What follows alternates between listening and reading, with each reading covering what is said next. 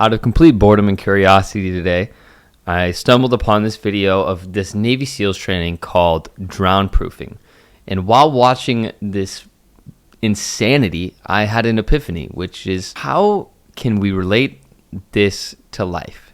It's obvious once you notice.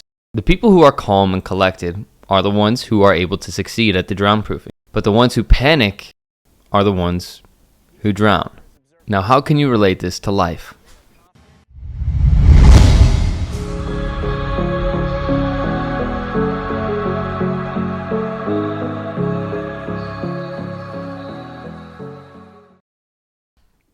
You know, when you were younger as a guy, you would chase that girl and you would chase her and you chase her and you would chase her and you constantly wonder why she didn't want to be with you. And then perhaps one day you stopped trying so hard and then she eventually wanted you and you were like, how the fuck does that work? How is this a thing? That doesn't make any sense at all. Well, in this video, we're going to be diving into what this law is called, which is the law of inverse effort. So if you're like me and you're like a majority of people, school and the system has basically always taught you the harder you work, the more you'll get. The harder you work, the more you'll get. That's basically been instilled in everyone's brains. But I'm here to tell you that this is not the reality of life and how you can get more out of life by trying less. So just for some representation, I literally got so excited when I had this idea that I went and busted out my whiteboard to draw you guys a graph. So this is the linear graph. You have effort and reward. The more time you put in, the more effort you put in, the more reward you have. But the important thing to realize when it comes to linear effort is the only thing that works linearly is tedious menial tasks, like taking the trash out or putting together sandwiches at McDonald's, or maybe your golf swing, putting in the repetitions. The reality of life is that most situations are complex, so that this linear graph won't work for a majority of life's important tasks. The second graph of life is called the diminishing reward, where the more you do it, the less reward there actually is. And this basically goes for everything. We go from showers to sex to food to masturbation to eating to video games. The more you do it, the more you're like, damn, why am I doing this? This is not giving me the dopamine that I once got when I first started doing this. What's going on?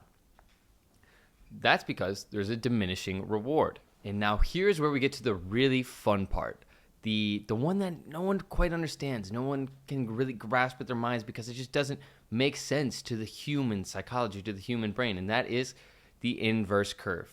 And as you can see here in this video, this representation, the less effort that you put in, the more reward you have. How does that make any sense? Well, we saw it work with the Navy SEALs trying not to sink. So what else can this work for in your life? Well, I've personally implemented this into my life in countless ways. And a lot of that comes down to really trusting God, the universe, whatever you have faith in. Trusting it and doing what you need to do and knowing what you need to do. This is where so many people have problems, is because they don't have clarity on what it is they need to do. So they spend their time doing too much clutter of action, rather than doing what's important and getting them steps closer, rather than just filling their day with nonsense. So if you actually want to take steps closer, this inverse method is the graph of life that will get you to where you want to be quickest and most efficiently. My whole life, I've essentially implemented this graph in all aspects. I got to where I got so quickly because I didn't spend my time doing tedious menial tasks and getting good at tasks that were tedious, but knowing what I needed to do, doing it efficiently, and doing it smartly. This is exactly where the phrase work smarter, not harder comes from. So a lot of people get confused when they don't have what they want because they've been trying so hard and so hard and so hard. Have you ever taken a step back and asked yourself, maybe I should stop trying so hard? Maybe I'm trying too hard? Maybe I'm trying to force something that isn't supposed to be?